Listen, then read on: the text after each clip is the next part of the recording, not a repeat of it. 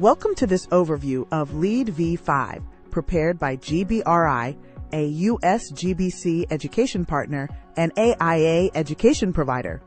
If you work in architecture, engineering, construction, or sustainability, you've probably heard that LEED v5 represents one of the most significant updates to the LEED certification system in more than a decade. But what exactly changed? In this video, we'll explain the 10 biggest changes in LEED v5 and what they mean for project teams, building owners, and sustainability professionals. Let's start with the big picture. One of the most important conceptual changes in LEED v5 is how the system is organized. Previous versions of LEED focused primarily on credit categories such as energy, water, materials, and indoor environmental quality. LEED v5 still uses these familiar categories, but now every prerequisite and credit is connected to 3 overarching impact areas. These impact areas are decarbonization, quality of life, ecological conservation, and restoration. This shift helps project teams understand not just what they are doing, but why it matters. Instead of focusing only on individual credits, project teams are encouraged to consider the broader environmental and social outcomes their buildings create. Another major change is that carbon reduction becomes the central priority in LEED v5. Buildings are responsible for nearly 40% of global carbon emissions, and LEED v5 responds directly to this challenge.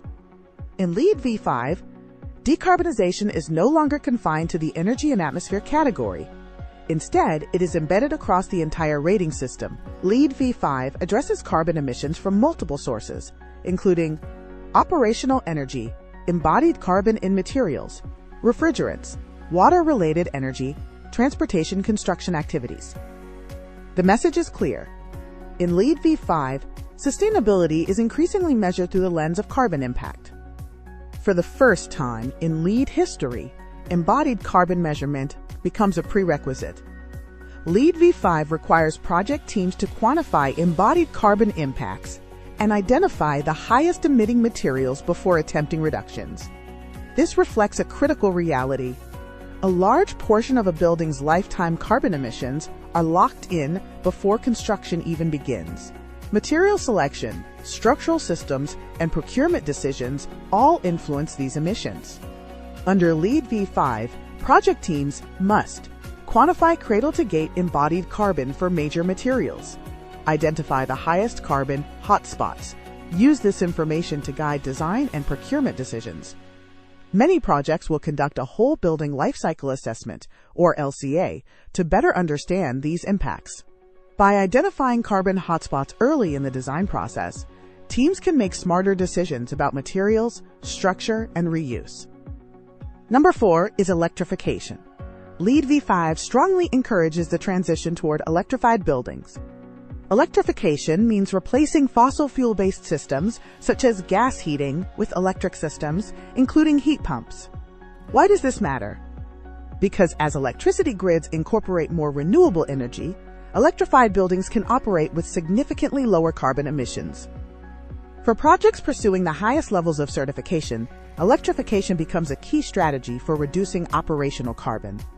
LEED v5 now has stronger platinum requirements. In earlier versions of LEED, it was sometimes possible to achieve high certification levels by combining points from many different categories. LEED v5 changes this.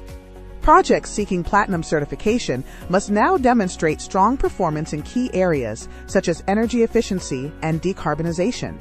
This ensures that the highest-rated buildings are truly aligned with the goal of low-carbon or net-zero carbon operations. Number 6 is integrative process. LEED has long encouraged an integrative design process, but in LEED v5, this concept becomes even more important.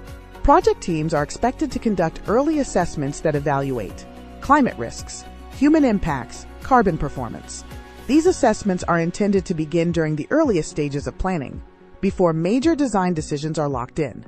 And these are now prerequisites for B, D, and C, I, D, and C, and O and M projects. Early collaboration between architects, engineers, owners, and sustainability professionals can significantly improve project outcomes. Another important addition to LEED v5 is the increased focus on climate resilience. LEED V5 treats climate resilience as a baseline planning responsibility, not a future consideration or optional enhancement. For the first time, projects are required to assess future climate hazards, rather than relying solely on historical data, and to use that information to inform planning, design, and operational decisions. At the center of this shift is the Climate Resilience Assessment, a required prerequisite across LEED V5 rating systems.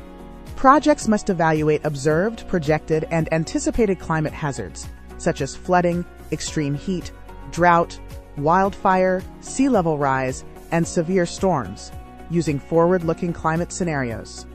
This assessment is tied to the project's anticipated service life and considers exposure, sensitivity, adaptive capacity, and vulnerability.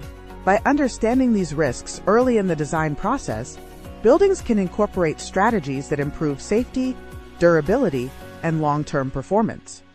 LEED V5 expands the definition of sustainability beyond environmental performance to explicitly include human impact, equity, and social outcomes.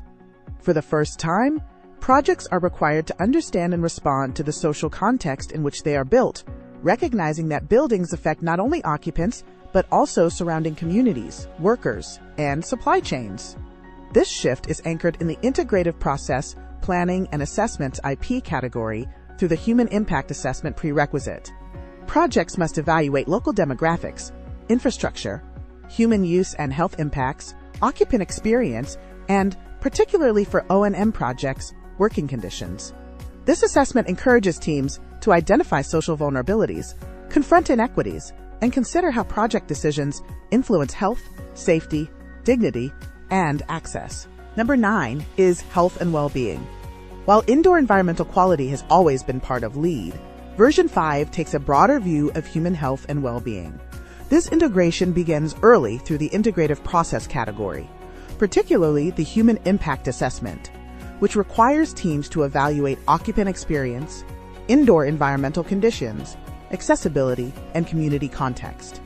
By examining health considerations alongside climate and carbon impacts during planning, LEED V5 ensures that human well-being informs design decisions from the outset.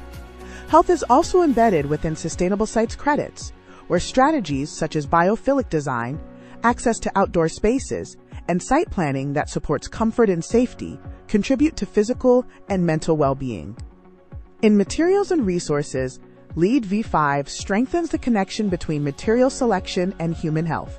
Low-emitting materials, previously isolated, are now positioned within Materials and Resources credit category, reinforcing that material chemistry, product disclosures, and responsible sourcing influence both environmental and occupant health. The Indoor Environmental Quality category continues to play a central role, addressing air quality, thermal comfort, lighting, acoustics, and occupant control. For existing buildings, operations and maintenance credits further reinforce health through day-to-day practices. Green cleaning, pest management, operations assessments, worker safety and training, and policies that protect both occupants and staff ensure that health outcomes are sustained long after certification. By distributing health and well-being across categories, LEED V5 reflects a more realistic understanding of how buildings affect people. Healthy spaces are the result of integrated planning, thoughtful material choices, responsive operations, and inclusive design, not isolated technical fixes. This holistic approach positions human health as a core performance outcome alongside decarbonization and ecological responsibility. Number 10 is existing buildings and operational performance. LEED V5 places unprecedented emphasis on existing buildings and operational performance, recognizing that the fastest and most scalable climate, health, and equity gains will come from improving the buildings we already have, not just those we plan to build. This shift is reflected both structurally and strategically. LEED V5 launched first with the Operations and Maintenance Rating System, signaling that operational decarbonization, resilience, and occupant well-being are immediate priorities. Many of the earliest LEED V5 certifications, including high-profile early adopters such as Taipei 101, demonstrate how large, complex existing buildings can meaningfully reduce emissions and improve performance without waiting for major capital redevelopment. In LEED V5 O+M, performance is driven by measured outcomes and operational policies, not just design intent. This reflects a growing understanding that sustainability must be measured not only in design documents, but also in real-world building operation. LEED v5 represents a major step forward in the evolution of green building. By focusing on carbon reduction, resilience, human health, and ecosystem protection, the system reflects the sustainability challenges facing the built environment today. If you'd like to explore LEED v5 in greater depth, GBRI offers several USGBC-approved courses covering the latest updates and strategies for sustainable design. Thank you for watching.